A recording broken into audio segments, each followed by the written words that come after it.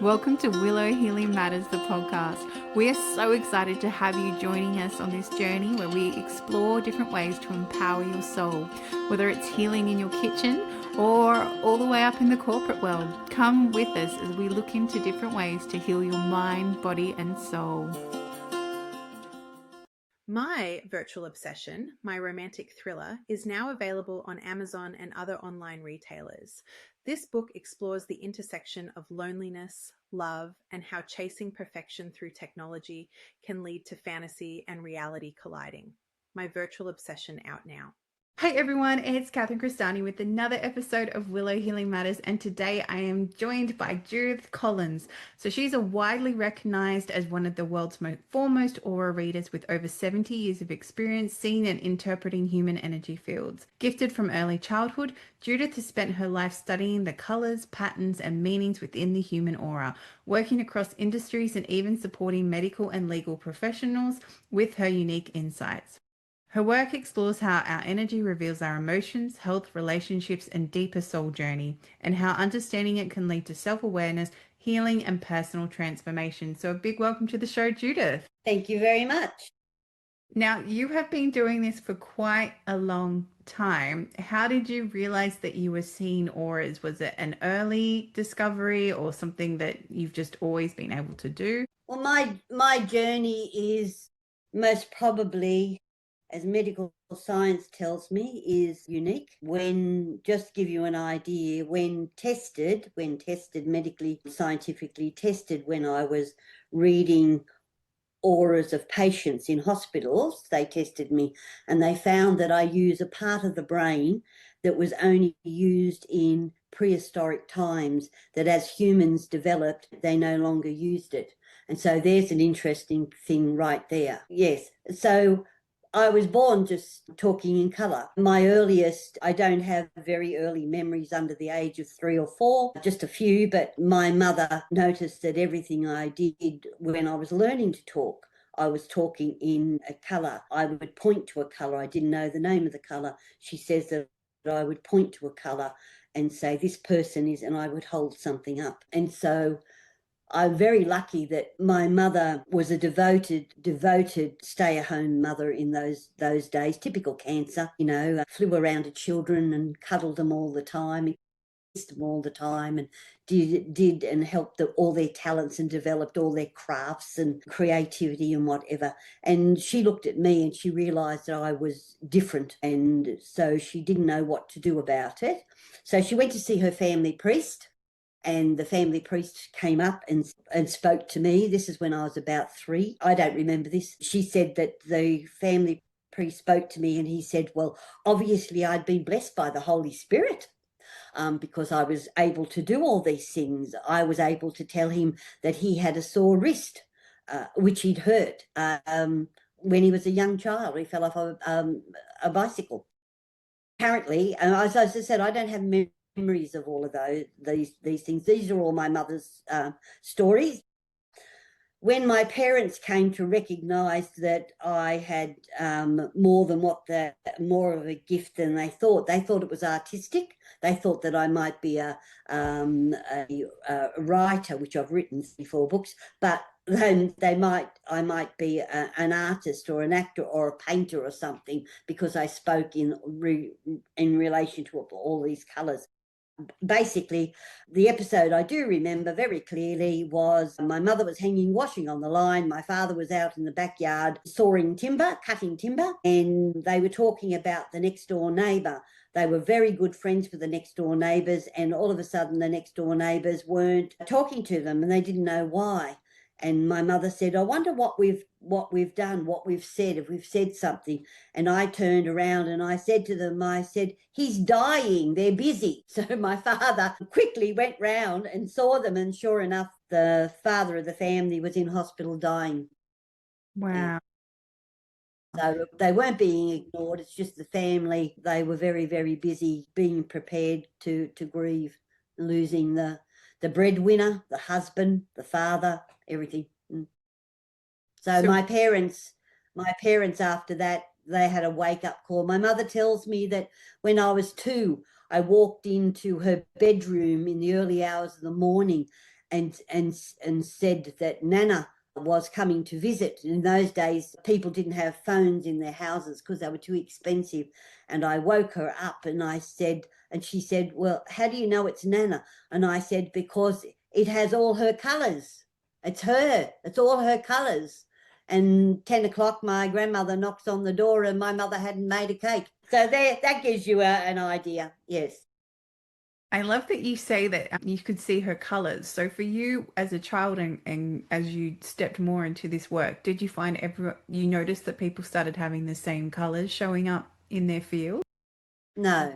Nobody has the same colors. Nobody has the same colors. What people generally talk about auras is a whole lot of nonsense. People come up and say to me, I've been told my color is blue. Well, if it's blue, you're dead. I've been told my color is red. Well, if you're red, you're dead. Simply because the aura produces colors, just like words are colors, sounds are colors, the wind is colors, the sun is colors, everything is colors, because color is a vibration. It's a vibration of the universe. It's a vibration from the moon, the sun, Mars, everywhere. It's a vibration, and it has a language to it. It has a really good language. So the way that people can understand an aura and how it forms. An aura is what you see, it's what you hear, it's what you think, it's what you say, it's what you feel, it's what you care about, it's what you engage with, it's the relationships around you. That's what the human aura is. It's a reflection of that. And if you're going through stress or you're belittling yourself, all those patterns show up in your aura. I say to people all the time, you can go to a clairvoyant, you can go to a medium, they can channel a spirit, and you don't know what they say is true until you wait until time unfolds and you wait and see. But when you get your aura read, they don't tell lies. And if you don't recognize at least 10 things in your aura when you're being told, then it's not your aura. I have people say to me, oh my God, is it that bad?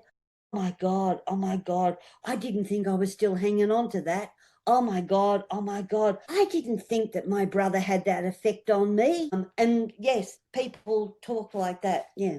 Because auras are a blueprint of who you are. They're not a fanciful, new age, psychic, spiritual thing. They're a breathing apparatus. And when your aura cannot breathe, you are dead. Your aura cocoons you around your body in different layers outside. It has to breathe. It has to breathe because it's outside the skin, and your skin has to vibrate and your skin has to breathe, and the aura apparatus is around it. Yeah.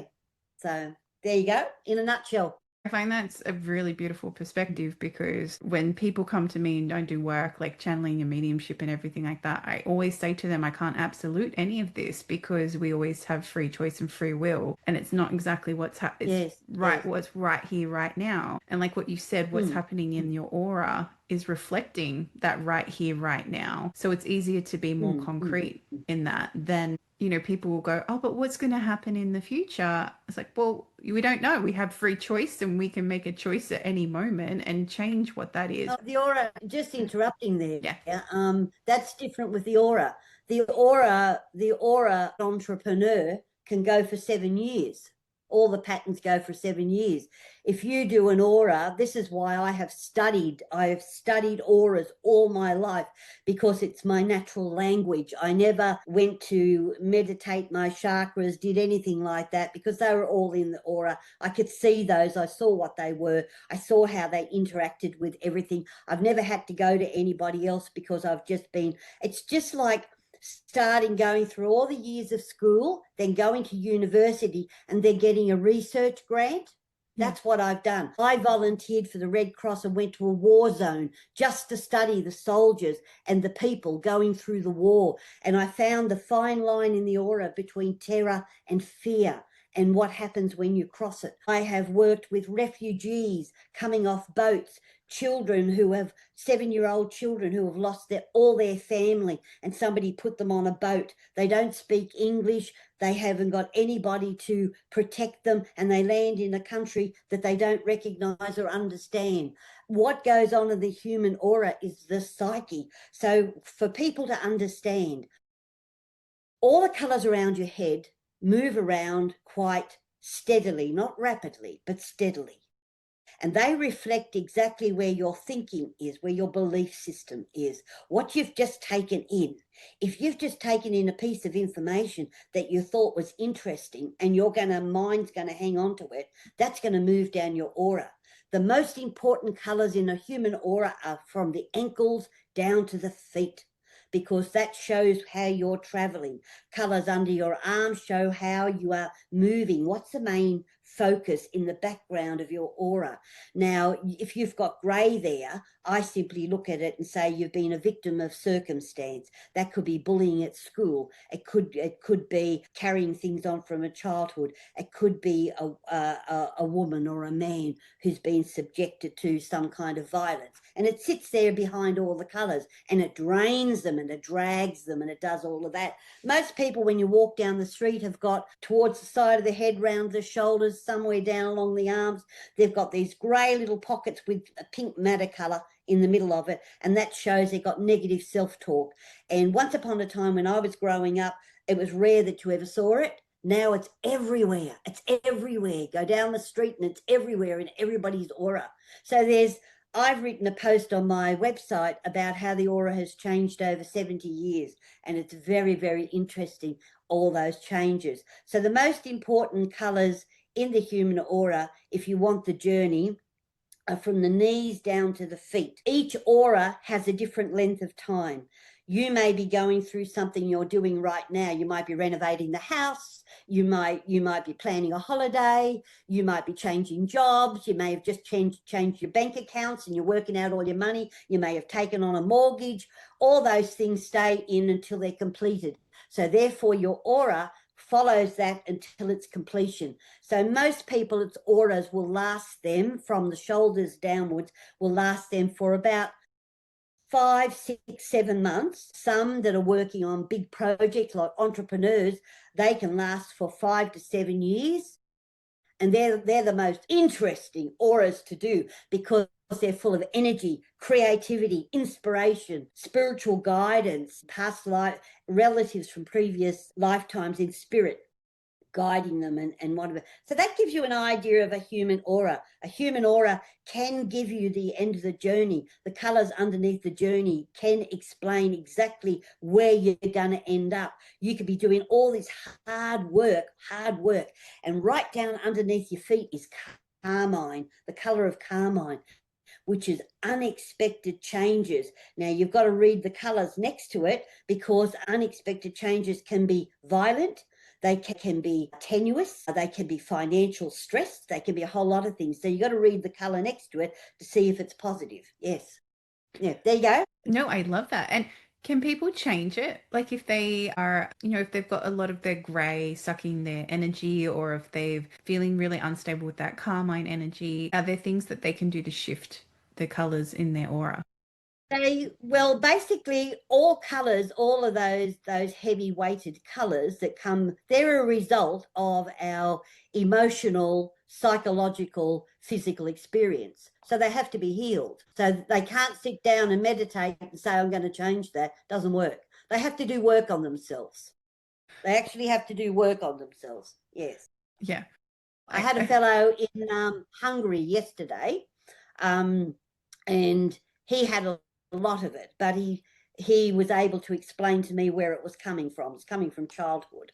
And so I just simply told him he had to find a professional, a hypnotherapist, and undergo Gestalt therapy in about 4 sessions. That will start to shift. So it's the physical work that you have to do on yourself. Most people who are spiritually developing themselves are running away from the human trait. They're thinking they can escape it. But the human aura shows that and it's fascinating. It's absolutely fascinating. It shows that the soul is after the human experience, not the spiritual one. It's after the human experience. And so I dug deep years ago when I was working with some scientists, and I found something that I found was absolutely amazing. The soul cannot exist, cannot perform, cannot feel, cannot experience without the logic mind. When it attaches and it works in harmony with the logic mind, it can feel the birth of a newborn baby and the mother holding it in her arms, and feels the love connecting from the baby to the mother, and the father putting his hand on the baby and feeling that love. It can feel when boy meets girl, falls passionately in love. It can feel that, but it can't feel it without it. So the logic mind is so important to the soul because it has tangible experiences. Say you're cooking in the kitchen and you've followed a recipe, or you've created it yourself, and everybody goes, wow, isn't that lovely? The soul experiences that joy and that sense of fulfillment and reward because the logic mind has gone through the processes, and it allows it to experience the taste. Well, yeah, I've heard that before too, that the human experience is about experiencing the sensations. That's why we're here. We're here to like experience the emotions and experience the feelings and experience all those things. Because as you said, why else would the soul want to choose to incarnate here? You know, why would it want the human experience if it didn't want to expand? I hear a lot of people in the spiritual realm over the many, many years that I've done this say that quiet the mind, and the soul is saying, no, wake it up. I love the work coming out of the Heart Math Institute. I don't know if you've seen it, Judith. And it talks about, you know, tune into your heart, your gut, but you still have to tune in with your mind at the end. Otherwise, how are you going to take action on that creativity, and how are you going to birth those ideas into the world? Because if it just stays in your heart and you have a good feeling about it, nothing's going to happen. You actually need to get the mind going to apply it logically in your life as well. Well, the creative, intuitive mind, which are they're one. I believe the mind sits in the astral aura. The simple reason I believe that, I've come to believe it, and I'm quite steadfast on it, is that I've been exposed to people dying, to study the processes of how the body closes down, what happens in the aura, what happens to deceased relatives coming in, how long does the spirit stay around the body, all that. And so I've done dozens and dozens and dozens of those, from young children to 90-year-olds, and it all happens the same. It's exactly the same process. And so you get to understand the whole process of the journey of everything. And I've worked with surgeons, and I've worked with medical researchers and scientists and so on, looking at all of that. And the mind, I believe, sits in the astral simply because it's the astral that holds all our memories from previous lifetimes and collects them all in this lifetime. And when you die, it's the astral aura that detaches and goes with it. And so if you want to communicate with a deceased relative, and you can do that, they can connect through their experience because of the mind. The mind remembers all the experience, and it gathers all the experience. So I believe, I believe from all my experience that the mind must sit somewhere in the astral layer of the aura. No, I so agree with that. I started reading the holographic universe, I think, holographic mind. I can't remember exact title. And it was that idea that, you know, they were experimenting, and whenever they cut out a part of an animal's brain, unfortunately, was, you know, but they found that it was still remembering the same things, even though they kept, you know, removing these parts of the brain, and it showed that it wasn't being stored physically in the brain, and that it was being projected somewhere outside. So I completely agree with you. And even working with people who come through who are deceased, that's right, their memories are still intact. They still have That's right. Yeah. And it's like when people die, the body stays around, their astral spirit stays around their physical body, or the essence of their physical body, if they're cremated, stays around relatives for at least 48 hours. A young mother who dies of breast cancer and she's left 3 children under the age of 10.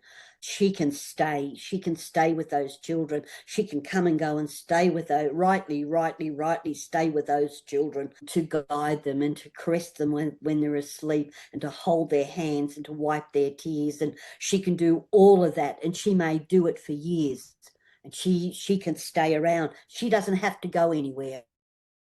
She doesn't have to go anywhere. When my husband died 16 months ago, I brought his body home from the hospital.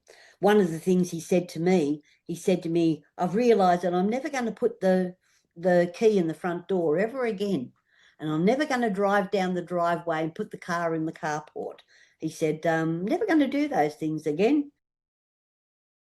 Anyway, so when he died, I organised for his body to come home and lay on a cold mat, and he was here for 5 days, and that was allow his spirit to come home, to be able to detach, to feel, to attach, and then gradually detach. And besides, I had him all to myself in the house, which was lovely, absolutely lovely. And we didn't have our religious thing or whatever. We had because we've been environmental since 1969, when we learnt about climate change, he had a cardboard coffin. He had with rope handles and no metal on it. And so we just had a farewell. We just had everybody coming and sharing stories and photographs and all that kind of stuff, and just an afternoon tea and a farewell. My mother, who is 98, she came out of the nursing home in a wheelchair, and she went in to visit Paul's body about 4 times. Yes, so I had him in his favourite room, and everybody went in and sat and talked to him. There was no grieving, no loss, no anything. It was a celebration of his life. People are asking me, why don't I mourn? Why don't I get upset? And I said, because we were married for 54 years. I will have spent more of my life with Paul than without him. And also every day that passes, I get closer and closer to being in him, with him in spirit. So there's why should I mourn? But what a beautiful way to honor him. I've always believed too that funerals, it's all sadness and grief, but they forget to celebrate the person and the amazing things that they've done. Like, when my grandfather passed, my dad did this beautiful eulogy of celebrating all his accomplishments. And it was just amazing, because I didn't even know half the things about that man, and it was like, wow. And then when he started to come through and talk to me, I was like, okay, we're still working from the other side. And, this is where the beauty of being able to honor the spirit the way that you want to. And then he's around you all the time, if he wants to be as well. Yes, well, every night, we've been together since we were 17, and every night we went to sleep, we held hands, and we said, as we lay ourselves to sleep, we pray the universe our souls to keep. Wake us now or wake us never. We wish to be together forever. And we said that 7 days a week for 54 years. Yeah. What a beautiful, I want to say it's a prayer, but it's almost intention and whatever spiritual word you want to put to that. But that is so beautiful. That's right. Yeah. Beautiful. And the question that's popping into my head is, can people learn how to see their own aura colors and see what's happening? Oh my God. I've taught thousands of people worldwide how to do that. So now, the question is, are they going to see it like me? And the answer is no. The reason being is because I've been a student for 70 years. They can't expect to get all my wisdom and all my knowledge and all my experience and learnedness in the space of one course. They have to work with it. Who do I like to teach to see auras? I have taught doctors, nurses, psychiatrists, psychologists, scientists, youth workers, counsellors. It's very important. School teachers, very important that they learn how to read energy patterns, because it gives them inspired decision-making and assessments. Yes. I love to teach all those people. Oh, I've taught veterinarians. I had a great time in England. I was working in the horse industry, the racehorse industry. Yeah. That was excellent. So if people want to start to tune into their aura, do you have any tips for them in particular? Well, to tune into your aura, you really need to have your logic mind aligned with your spiritual creative mind. Otherwise, you just get creative experiences that really don't mean much. You have to work on yourself to do this. You can't just sit down and do it. I give all my students exercises, and this lady in Canada, she was brilliant. Her husband worked from home and she only worked part-time. So when the kids were at school and he was working in his study, she put a chair at the back wall. So she'd go in quietly and she'd sit there and she'd do all these eye exercises while he was on his computer. And she could start to see the outline of his physical aura. And that's how she was practicing. She was sitting quietly watching her. Well, her husband wasn't able to judge her because he was focused on his work, but she just went into his study all the time and just practice for a half an hour every day. I just had this. Everybody does their own thing. Yes. Everybody does their own thing. There are my How to See and Read the Human Aura book. It is on my website. It's an ebook you can download, and it has all the exercises, just practical exercises you can do, because you do have to exercise your eyes. I laughed, as I get older, I'm doing reading glasses, but when I read auras, I take my glasses off. I think that's so funny. Well, you don't need them to read the colors. No. Reading auras isn't about reading, like, for instance, I'll give you an example of colours. They're like words. If you have the letter A, let's just say red is the letter A. And then if you put T, it's AT. So that will be another colour. If you keep the T and the A and you put an R, it means a rat. But if you change the R to an S, it means sat. And if you change it to a B, it's bat. All different things. So all colours have languages when they're attached to other colours. You can't read one colour. There's no such thing. All the colours are letters in the colourful alphabet, and they are vowels in the colourful alphabet. And that's how you read auras. Yeah, and then to interpret that a bit more, so then they all interact differently with each other depending on the frequency and the balance happening in there. Would that be right? They only speak. It doesn't have to do with frequency or anything. It's got to do with the mix of the colours and how they sit side by side, and how they and you can. Well, I mean, I can see which way they're going to move. If I see the richest colour in the human aura is claret, a good glass of red wine. That's the colour of it, right? And it's the richest colour in the human aura. It can withstand anything. It's self-empowerment. You can have, when I was working with refugees, I was looking to find any colour, any little dot, any tiny little dot of claret, because it will grow and grow and grow and grow. And if I found it, I knew that it would grow over a 3-year period and they would be on top of everything they were suffering. And that's what claret does for you. It's a self-empowerment. It pulls you through anything that you've got to do. All medical researchers have got it in their aura.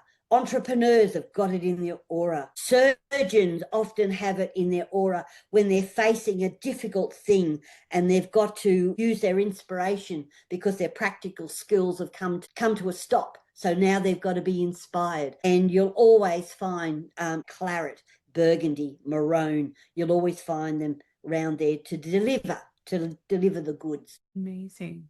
And as we start to finish our time together, Judith, I asked the guests that come on the show, if you could heal or change something in the world, what would it be? Peace. Create peace within yourself. Because when you create peace within yourself, all our energy goes up and we create peace in the world. Beautiful. And if people want to come and follow your work or come and find you, what's the best place that they can look you up or come get your book? My website is www.yourhumanaura.com. And if I have a service called Aura Insights, where people can send me 3 questions and I go through their aura remotely and look at what questions, if they're in crisis, they've got big decisions to make, those kinds of things, or they've had a spiritual experience and they need it explained. Yeah, beautiful. I'll make sure to put all those details in the show notes as well. So thank you so much for sharing your beautiful knowledge and giving us an insight into the world of Judith Collins. I love how you see the world through color and how that interacts. But anyone listening, if you enjoyed this episode, please like, subscribe, or share. And please head over to Judith's website. And if you're curious, honestly, get her book. I have your book. I haven't fully read it, but I've read parts of it and I was blown away because it just helped me understand there's more to us than what we've been taught. So thank you so much, Judith, for sharing your time and your wisdom. Thank you. Thank you very much. Are you looking for an afternoon boost to support you until the children go to bed or to get through that evening meeting? Why not reach for a cup of ceremonial cacao? It will boost your energy, reduce your inflammation, and also allow you to go to sleep at a decent hour. For more information on how to grab your ceremonial cacao, check out the link in the show notes for 10% off. Thank you for listening to Willow Healing Matters, the podcast. We have so much love and gratitude that you have taken the time out of your day to empower you on your healing journey. The views shared by the person being interviewed might not necessarily reflect that of the host and should be used at your own discernment. Trust what resonates for you and follow your heart and soul guidance. If you have any underlying medical conditions or mental health issues, please consult with your healthcare provider before pursuing any of the recommendations. Likewise, you can always contact the person being interviewed to find out more information. This can be found in the show notes. Remember to activate, align, heal, empower, and find love in everything that you do.